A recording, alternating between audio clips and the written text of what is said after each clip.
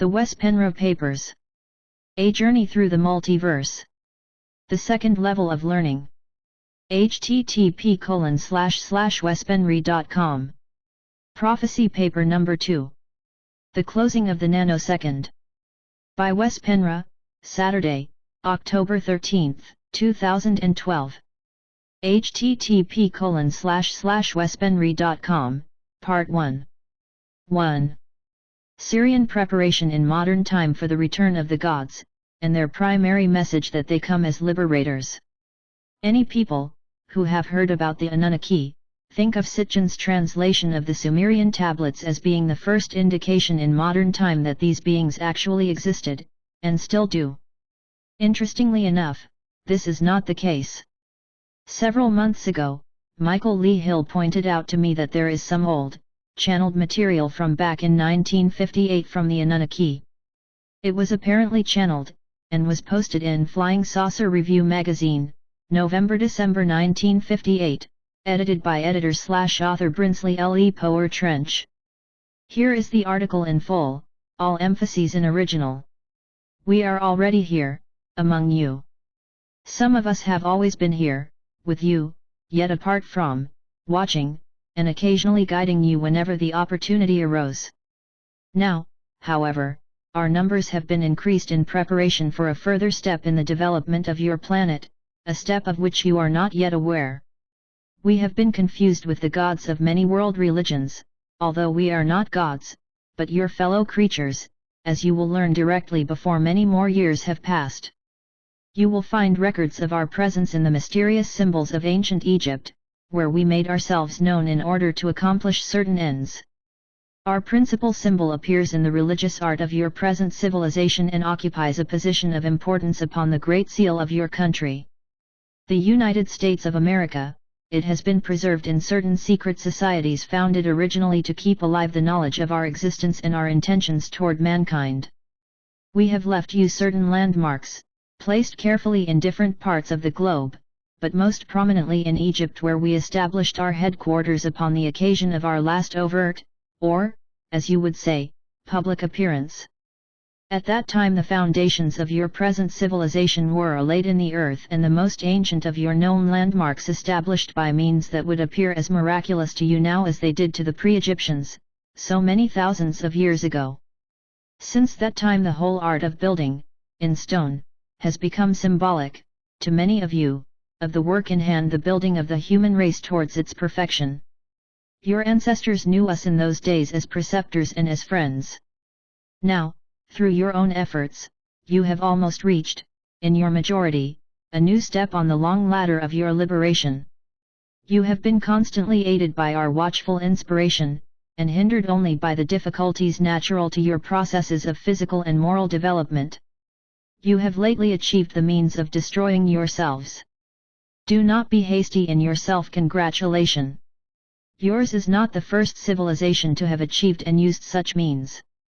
Yours will not be the first civilization to be offered the means of preventing that destruction and proceeding, in the full glory of its accumulated knowledge, to establish an era of enlightenment upon the earth. However, if you do accept the means offered you, and if you establish such a millennium upon the basis of your present accomplishments, yours will be the first civilization to do so. Always before, the knowledge, the techniques, the instructions, have become the possessions of a chosen few. A few chose themselves by their own open-minded and clear-sighted realization of the shape of things to come. They endeavored to pass on their knowledge in the best possible form, and by the most enduring means at their command. In a sense they succeeded, but in another sense their failure equaled their success. Human acceptance is, to a very large extent, measurable by human experience. Succeeding generations, who never knew our actual presence, translated the teachings of their elders in the terms of their own experience. For instance, a cross-sectional drawing, much simplified and stylized by many copyings, of one of our traveling machines became the Eye of Horus, and then other eyes of other gods. Finally, the ancient symbol that was once an accurate representation of an important mechanical device has been given surprising connotations by the modern priesthood of psychology. The important fact is, however, that we are here, among you, and that you, as a world race, will know it before very much longer. The time is almost ripe, but, as with all ripening things, the process may not be hurried artificially without danger of damaging the fruit. There is a right time for every action, and the right time for our revelation of ourselves to your era is approaching. Some of you have seen our advanced guard already. You have met us often in the streets of your cities, and you have not noticed us. But when we flash through your skies in the ancient traditional vehicles Vimanas, see Exhibit 14, this paper GJ, you are amazed, and those of you who open your mouths and tell of what you have seen are accounted dupes and fools. Actually you are prophets, seers in the true sense of the word. You in Kansas and Oklahoma, you in Oregon and in California, and Idaho, you know what you have seen. Do not be dismayed by meteorologists. Their business is the weather. One of you says, I saw a torpedo-shaped object. Others report, disc-like objects. Some of you say spherical objects, or platter-like objects. You are all reporting correctly and accurately what you saw, and in most cases you are describing the same sort of vehicle. Now that the art of manufacturing plastic materials has reached a certain perfection among you, perhaps you can imagine a material, almost transparent to the rays of ordinary visible light, yet strong enough to endure the stresses of extremely rapid flight. Look again at the great nebulae, and think of the construction of your own galaxy, and behold the universal examples of what we have found to be the perfect shape for an object which is to travel through what you still fondly refer to as empty space. In the center of the discus, gyroscopically controlled within a central sphere of the same transparent material, our control rooms revolve freely, accommodating themselves and us to flat or edgewise flight. Both methods are suited to your atmosphere, and when we convert abruptly from one to the other, as we are sometimes obliged to do, and you are watching, our machines seem suddenly to appear or to disappear. At our possible speeds your eyes, untrained and unprepared for the maneuver, do make mistakes, but not the mistakes your scientists so often accuse them of making. We pass over your hilltops in horizontal flight. You see and report a torpedo-shaped object. We pass over, in formation, flying vertically edge on. Or we go over at night, jet slits glowing, and you see an orange disk. In any event you see us, and in any event we do not care. If we chose to remain invisible, we could do so, easily, and, in fact, we have done so almost without exception for hundreds of years.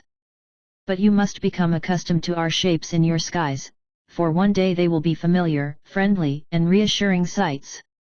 This time, it is to be hoped that the memory of them, passed on to your children and their children, will be clear and precise.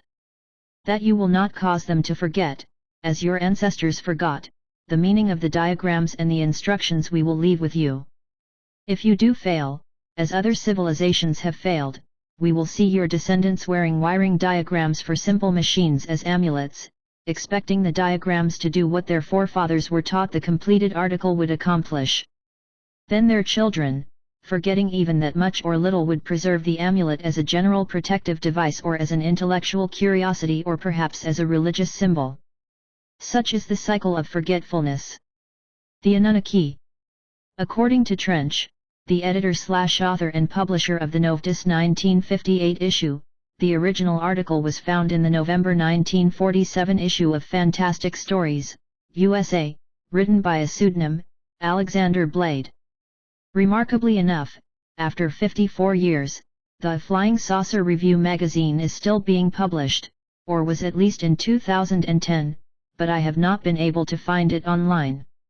Also, 1947 triggers memories in the mass consciousness from the UFO crash in Roswell, New Mexico.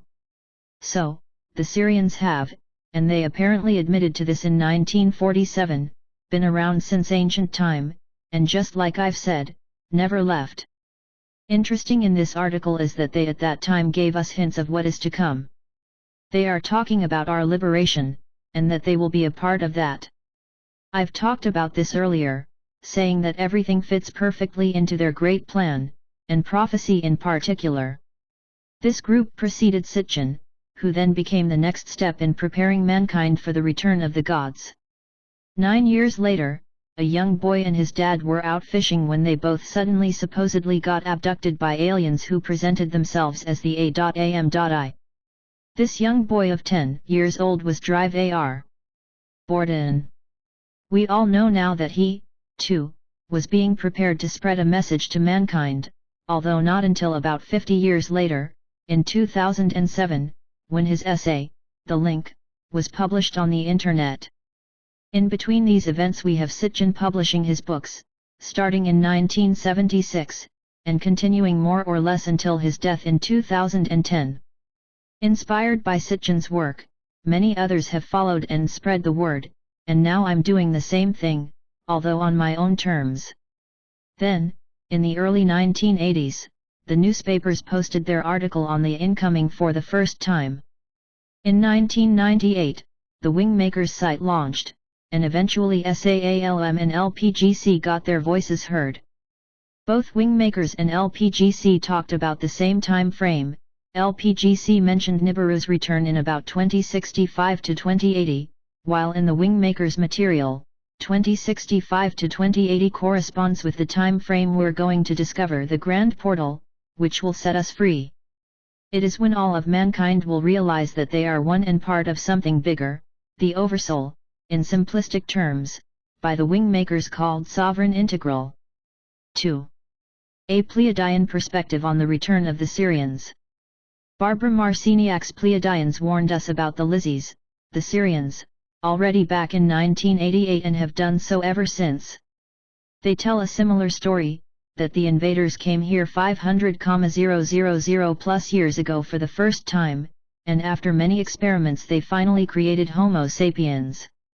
However, they also tell about the goddess to a certain extent, although the Pleiadians are not the source that made me look into the divine feminine, neither was Morning Sky, and how the founders, they call them original planners or game makers, came here long before the Sirians and created a paradise on Earth, and that the first human was androgynous. But about 500,000 years ago, when there was a lot of alien activity here on Earth, the Lizzies, a play on the word lizard people, there was a war in space outside Earth and darkness won over light. The original planners had to leave, but they always have had an eye on Earth and the living library from there on. The Lizzies took over most of the planet and created Homo sapiens as a slave race. The Pleiadians don't say straight out that the Sirians have been here on Earth all the way up to modern time, but when asked during the channeled Q&A sessions, they say that some of them are here now. They are also saying that the gods are returning.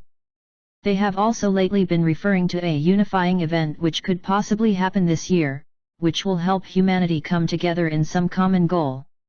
Exactly what this unifying event might be they are not telling us, they just say that they are not totally sure themselves.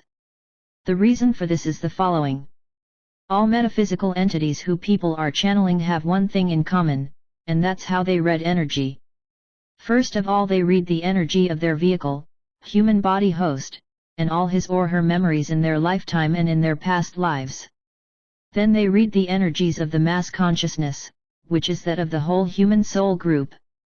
And lastly, they look at astrological charts to see probable outcomes.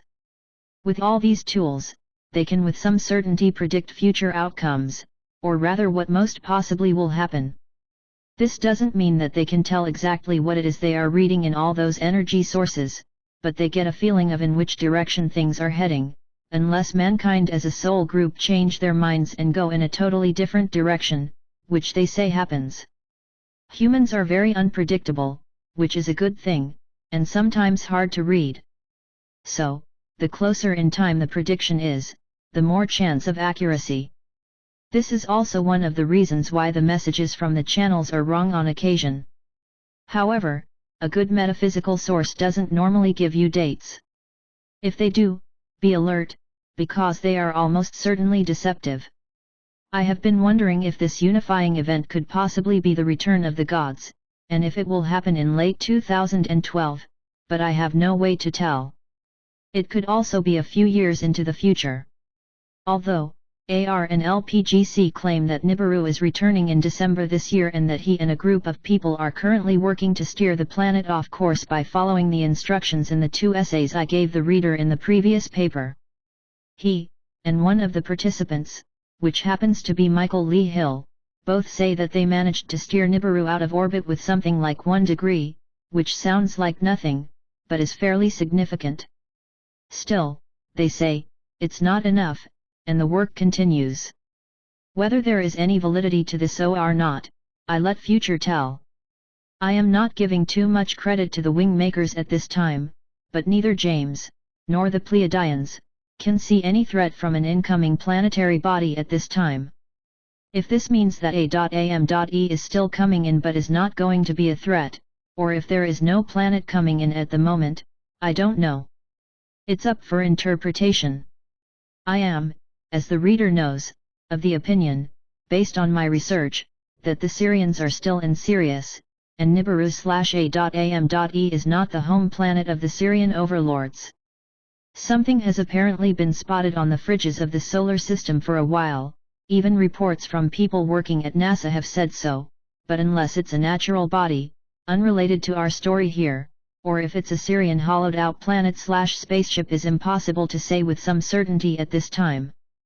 The Pleiadians, just like tons of other sources, are telling us that the Middle East is very important for the Sirians who are on the planet, and for those who are coming in. The Pleiadians, the P, say that the ones who are here are living underground and have a big base in the Middle East, and that this is what the unrest in the area is mostly about. The fight over real estate between the Palestinians and the Israelis is just a front. The real fight is over the Stargate, so there the P-Def and LPGC are in agreement. The main reason the P are mentioning this Stargate as being important is because it's the main entrance to our planet and the corridor of time which leads to our own present timeline. In an interview with Barbara Marciniak from 1996, which can still be found on YouTube she is mentioning the gods who were once creating us and that they, too, need healing, and because they are connected with us, they may need us for their own spiritual progress.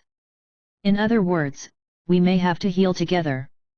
However, in a recent lecture from earlier this year, they are saying that the gods are returning, but they are deceptive.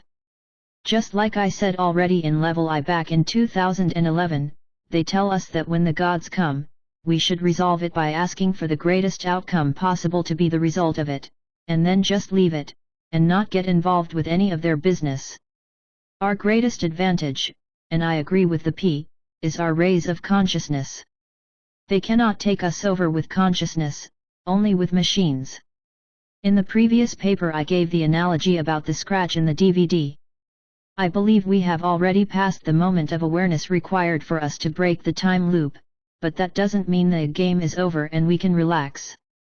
The next track on the DVD will most certainly make mankind multi-D if we let ourselves, or rather those who don't let themselves be seduced, will. The rest, unfortunately, will vote for another path where machines and nanotechnology will take over, and those who choose that route will not end up in a good place if I put it mildly. In the next paper we will talk about some quite possible consequences from the choices we have to make right now and in the next few years. The P also go on telling us that the global elite believe that the gods will return, and old stories and legends say that they will, the PTB are preparing for it. Some are thrilled, their masters are coming to see them face to face, while others are pretty nervous and don't want it to happen. The Pleiadian group stresses that the capacities of the gods go far beyond coming here with a big armada of spaceships. They don't need that, they don't even need Stargates, they say. That's primitive. They can come through black holes small as a pinprick that are now accelerating around the Earth. Whirlwinds, tornadoes, and other weather phenomena open up such mini black holes, which are basically small portals or time warps. In ancient time, gods used to use the sun as a stargate, but that's not needed anymore. Figuratively speaking, they could come through flurries or mini black holes in our backyards. 3. One-on-one with Prince Utu Shamash. Those who have followed my work, in addition to just reading my papers, know that I had an encounter with Utu Shamash, King Nanar's son, and Lord Enlil's grandson, almost exactly a year ago. He unwittingly confirmed what the Pleiadians are saying, that these beings are still deceptive and are coming to invade rather than to liberate, although they are trying to give us a different impression. But first, let me start with telling the reader how my connection with Utu started. Shortly after I had released the first level of learning, level I got an email that stood out from all the rest of the tons of emails I usually get. It said the sender's name was Utu Shamash. And I thought, this must be a joke. So I opened the email, and sure enough, someone who claimed to be the old Sirian god had written a fairly long email to me. I was very skeptical at first, but read it through all the way. The message itself seemed authentic enough, but could of course have hypothetically been written by someone else. I read it through again, this time much more carefully, word by word, and found something peculiar which had also struck me during the first read-through. Even more so this time, though. Although the letter was in English, and quite impeccably so, it had a writing style that was very odd. I have never seen anybody write like that. It's hard to explain without posting the letter, which I can't do out of respect, but the best way I can explain it is that the choice of words, and the way of making sentences, hinted at that he had translated the message in his head from another language into English. I can notice this thing more easily, perhaps, than someone whose first language is English, because English is my second language as well. I made the same kind of mistakes as you two did when I was relatively new to the language, and sometimes I still do. It has to do with certain phrases that are native to Swedish, and when that is transferred to English it's still understandable for an American or Englishman, but it's not the way it's normally said in an English-speaking country. I found that you two did the same thing, although I'd never seen this kind of phrasing before. That, and the whole tone of the letter made me wonder if it could be authentic after all. I was still skeptic, however. Next thing I did was to forward the email to Dr. A.R. Borden, whom after a while got back to me and said it indeed was you two who had written to me. A.R. had already told me a couple of months before that Ningish Zita, Thoth, who was born here on Earth a long time ago, and had been the A.am.I ambassador to Earth until recently, had passed away here on Earth for unknown reason. I know they can jump bodies, but it sounded on AR that it was time to change ambassadors, and a new ambassador had to be nominated by the A.am.I king. AR told me this more as a by the way, embedded into a lot of other things we were discussing at the time. Now, when I'd sent the email to AR, he told me that Utu Shamash was the new ambassador to Earth, and he had arrived here on the planet quite recently. LPGC already knew him from the annual Link meetings, where these human scientists meet with ET representatives from different star systems once, sometimes twice, a year. So it was not surprising that LPGC was the organization Utu got in touch with as one of the first things when he came here. Also, according to AR, some A.am.I who had preceded Utu in arriving here, including some A.am.I/human hybrids of the first generation, had been captured and tortured by the A.am.I rebel group, amongst LPGC called the Earthbound. Eventually, these A.am.I had managed to flee, and LPGC took care of them and hid them in a cave somewhere in South America. One of U2's first tasks was to take care of these ex-prisoners and send them back to A.am.I. LPGC, however, didn't have the resources to make the living standards acceptable for the A.am.I refugees, and U2 found them in quite a bad shape. He was not happy with AR and LPGC, according AR himself. Anyway, after had got them back in shape, they were sent back to a platform in space, Red Spaceship, somewhere in the solar system, for later transportation back to A.am.I. When that mission was completed, U2 apparently asked AR if there were any A.am.I friendly humans he could get in touch with, because he had a message from the king, who wanted it posted and spread as broadly as possible. AR told him that there are not many humans who know the true story and therefore would post such a message, but he mentioned a few names and Penre was one of them. Then LPGC helped U2 setting up a human computer and gave him an email address. They also had to tell him how human computers work. Although Utu knew the concept of human computers since earlier, he had never had to study the mechanics of it. AR said Utu was a little rusty with it at first, but learned quickly. And that was another thing I noticed with Utu's email: he didn't headline the email, and he didn't format the message the way a human normally does. It was kind of awkward in that way. He changed fonts and formatting in the middle of a message. So Utu browsed the internet and read some of the websites AR had recommended, and when he saw my level he obviously decided that I was the person he wanted to pick first. Therefore, the purpose of the first email he sent me was for me to post the message from his father, the king of A.am.e. The tone in the email was pretty businesslike and quite to the point. He told me who he was, and that he found my website surprisingly accurate when comes to describing the A.am.I. Hence, this was the reason he had chosen me to post the message from the king. There was an authority to the whole email, and he never asked me if I wanted to post it or not. It was more like a statement, such as "this is what you need to do." So before I replied, I sent it to AR, who confirmed its authenticity. I told him I wanted to respond to Utu, but AR strongly suggested against it. He said that he'll take care of it, because I was at that time pretty new to LPGC and the whole A.am.I subject, and a message like this from Utu should probably be handled by LPGC. He said he'd take care of it and that I could let it go. He would let me know how things progressed. He told me he'd get back to me later, because he needed to take a nap, after had just returned from South America, and he was deadly tired. So we ended our conversation with that. Then I was sitting there before my computer, thinking this whole thing over, pondering what I should do. I was wondering why Shamash had contacted me of all people, but realized that there certainly are not many people who would be willing to post his message for various reasons. I decided to go against A.R's suggestion and wrote a reply to Utu, whereafter I sent it. Before I tell the reader what I said, here is the message the king wanted me to publish. Let it be known by one and all. The work done by Mr. Penre is surprisingly accurate regarding Sam and its inhabitants. Sams are not invading the planet.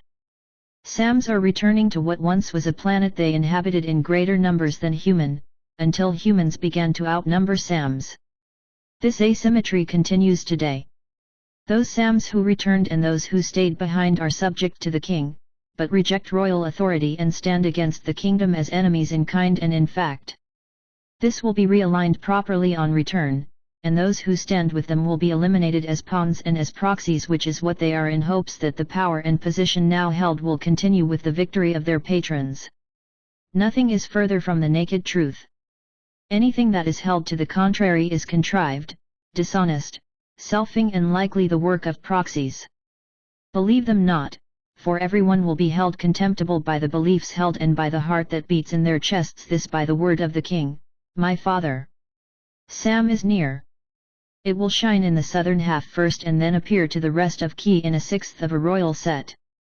The royal set is the number of the king. Sam will be red in color. Much is already known and anticipated. Much more will be disclosed and known about Sam by Sams already here. Truth will be known. Believe what you must and be responsible for what you believe, but get information from oracles, not from anyone else. Byth Christui Arion.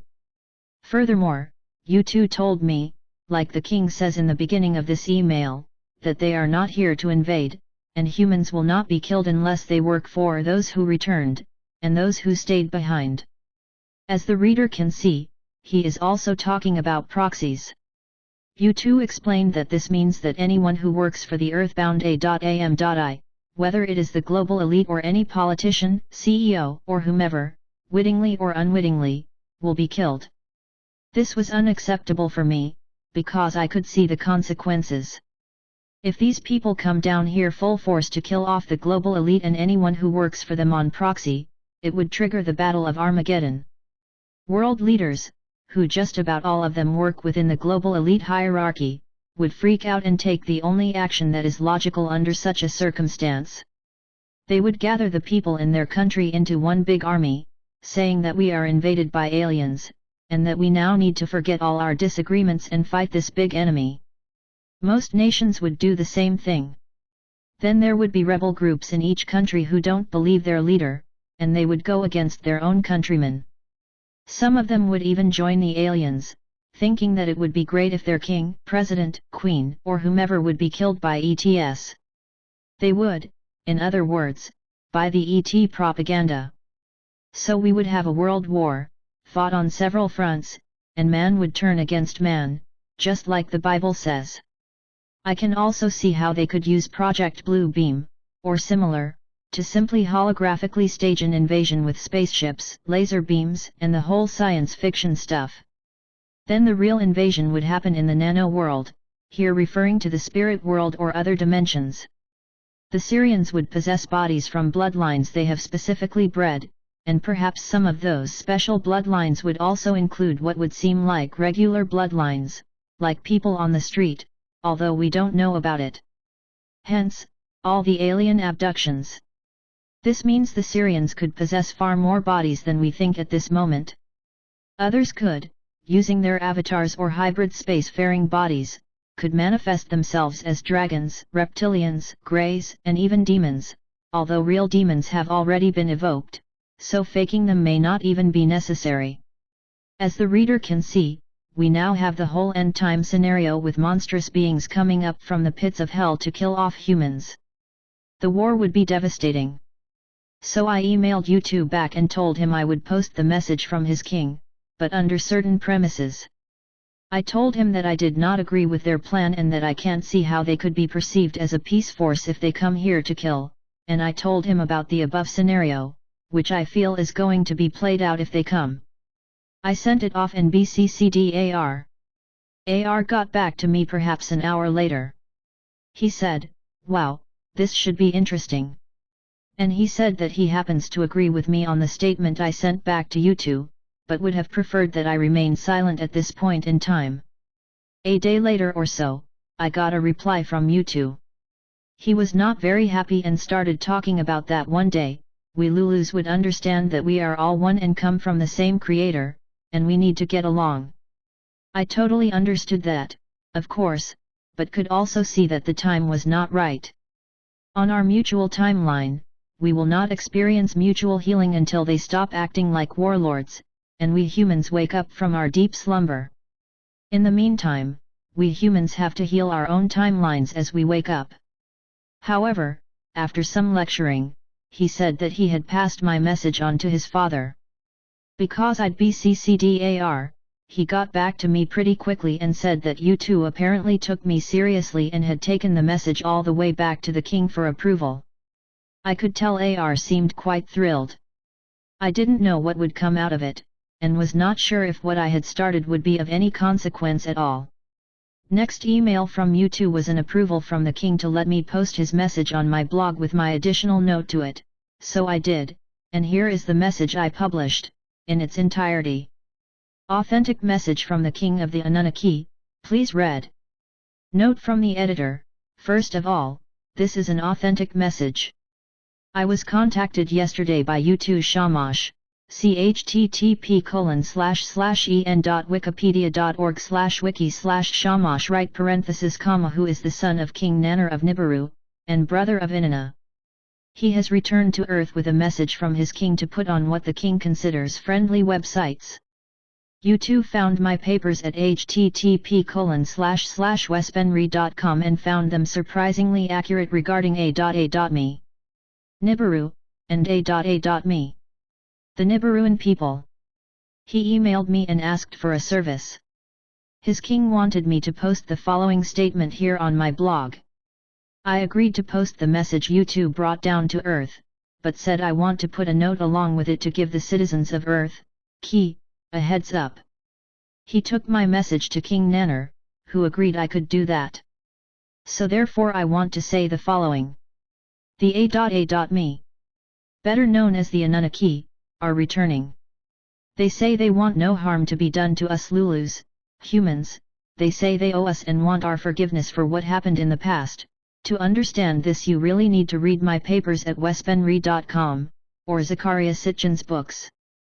The way to do this is to come down to Earth and fight the Annunaki who are stationed on Earth since millennia, those who followed Marduk in his rebellion against the A.A.Me kingdom.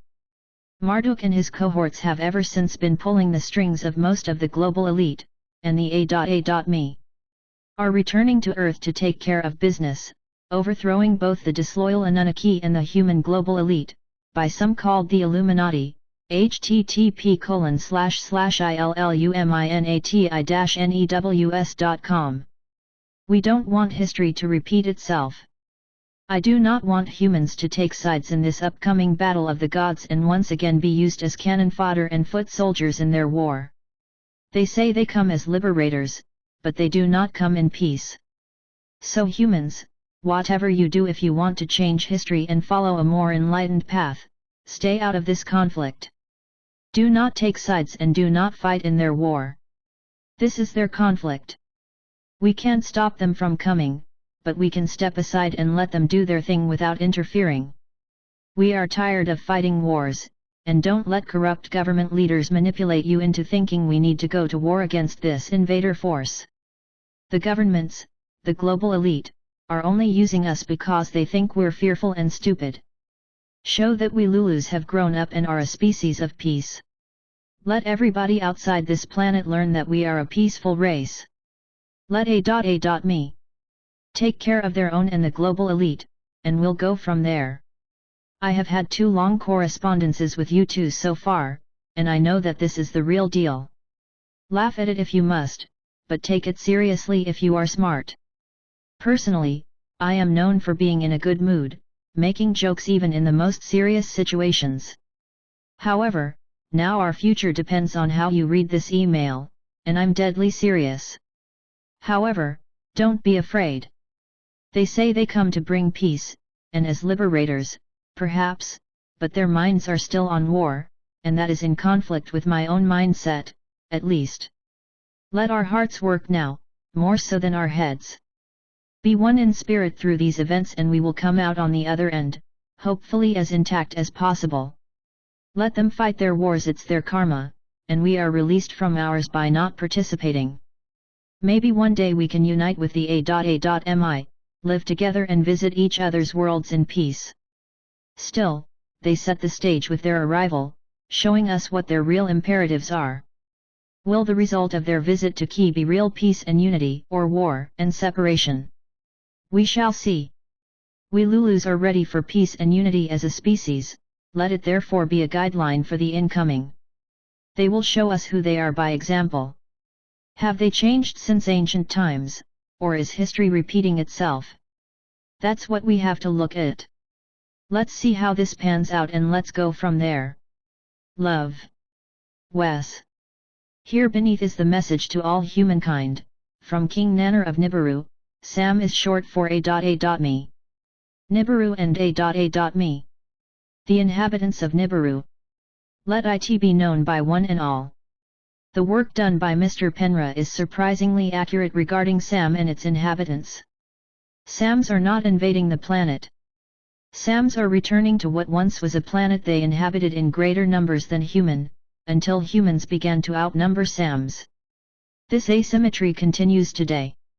Those Sams who returned and those who stayed behind are subject to the king, but reject royal authority and stand against the kingdom as enemies in kind and in fact. This will be realigned properly on return, and those who stand with them will be eliminated as pawns and as proxies, which is what they are, in hopes that the power and position now held will continue with the victory of their patrons. Nothing is further from the naked truth. Anything that is held to the contrary is contrived, dishonest, selfing and likely the work of proxies. Believe them not, for everyone will be held contemptible by the beliefs held and by the heart that beats in their chests, this by the word of the king, my father. Sam is near. It will shine in the southern half first and then appear to the rest of Key in a sixth of a royal set. The royal set is the number of the king. Sam will be red in color. Much is already known and anticipated. Much more will be disclosed and known about Sam by Sams already here. Truth will be known. Believe what you must and be responsible for what you believe, but get information from oracles, not from anyone else. Byth Christui Arion 6. After that, I stopped hearing from Utu. The only thing I heard on the matter was from AR, who is working in a close connection with Shamash these days, and he said that when Utu saw the picture of me on my website, it's not the same picture I have up now, he thought I looked like a friend of his. I felt like he wanted me to feel that I am one of them, which I am definitely not. I asked Utu what he wanted me to call him, Lord Utu? He replied, Utu, just Utu. Lord is a title you earn and you're not there yet. Maybe one day. And that is another thing which indicates that he is genuine, because I've learned elsewhere that Lord is something they call each other, and only if they have done something significant to enhance the Sirian community. The next step down in brother. If someone is called a brother, it's the equivalence to a good friend. Lastly, is there any chance that the message from Utu Shamash to me can be fake? Could his emails have been written by someone who is not who he says he is? Of course, that is always an option. The only real confirmation I have that the emails are authentic comes from AR. Borden, whom I trusted quite a bit at the time.